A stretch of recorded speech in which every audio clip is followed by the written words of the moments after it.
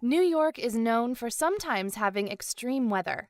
So where do New Yorkers go for the most up-to-date weather forecasts? They watch their favorite TV weatherman, Mr. G. Hi, I'm Mr. G. I'm the meteorologist at Channel 11 here in New York, WPIX TV, and also CBS Radio in New York.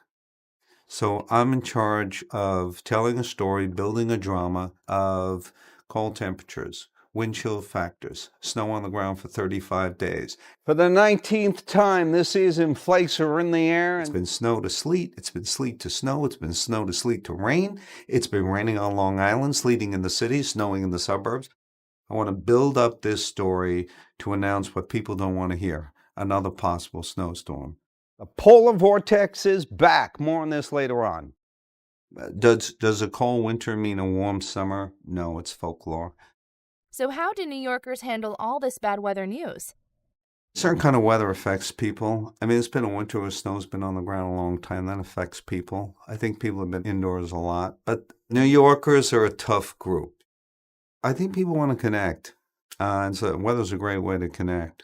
Whether you're single and you want to meet somebody, talk about the weather. Whether you want to complain, talk about the weather.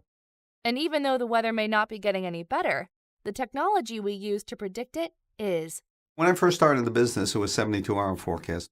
As the science progressed, now everybody sees a 7-day forecast. Well, what you're going to see in 2 years is a 10-day forecast. And when my daughter grows up, it will be a 30-day forecast. So what makes for a great TV weatherman? Connecting is a big part of the job. The people know the weather. They get it on the computer. They get it on the app. 32% of the audience between 10 and 11 o'clock in New York City watches the news, which means to me that they still want to get it from somebody they trust.